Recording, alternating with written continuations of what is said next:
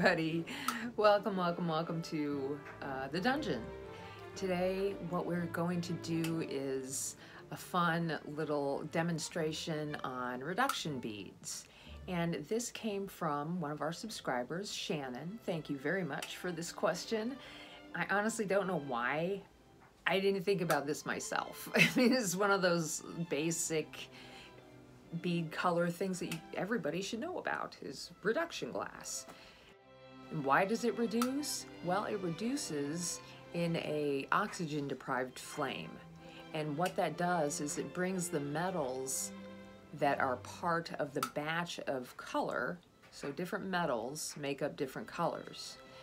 Those high metal colors that maybe start with iris or silver, those colors will reduce for you. I think I already told you this, but in a oxygen deprived flame, the metals will rise up to the surface and be all shiny and beautiful. If you over reduce, then it will darken and blacken and you will not get what you want. You can unreduce with a neutral flame. So let's just see what happens. It's all experimentation from here on out. And on that note, let's go ahead and get started, and we'll see you next time in the dungeon. So here we see a neutral flame, and what I'm going to do is lower the oxygen so I have a bright yellow flame, and that is our reduction flame right there. And then what I can do is take it back to a neutral flame by bumping my oxygen back up. That's it. The first bead I did was just a white bead with a very fine blue, iris blue frit. And this frit was so fine that I only really needed to go over the frit once on top of the white. And then when I went to heat it down, I put the clear dots around it. And what you need to do before you actually reduce is make sure that you're holding the bead, like take it and put it under the table or in a dark spot. Make sure doesn't have any red in it anymore.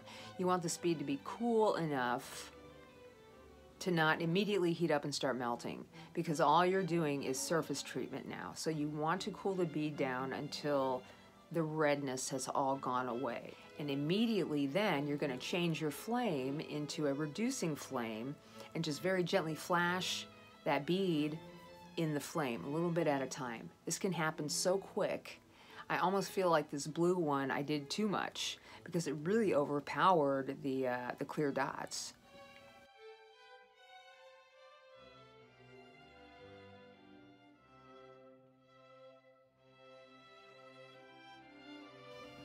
The second one turned out really nice. It was black with the iris yellow reduction.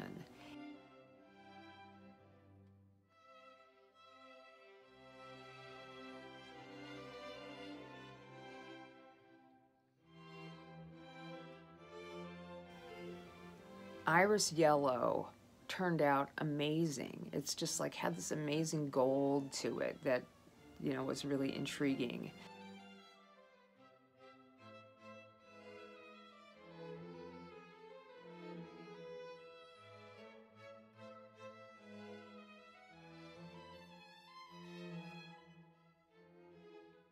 Then the next one was white with the iris violet, and that came out like bright silver. I mean, there's so much silver in that color, and you're only reducing it just a little tiny bit. It's really amazing to watch the reduction happen, and then boom, as soon as you see that silver, you're done, or the gold, or the metallics. Don't go any more, or you could over-reduce, which can happen very easily, and that's what I think where a lot of people get confused about reduction. It happens very quick. Just keep that in mind. So the purple one looked great. I did not get all of these beads on video either. I was having a lot of problems with my GoPro.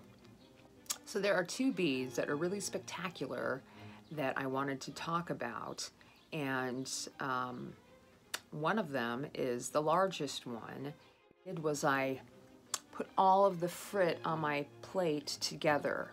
And then I rolled that into the black, put the dots on, heated it up, reduced it. And you'll see this.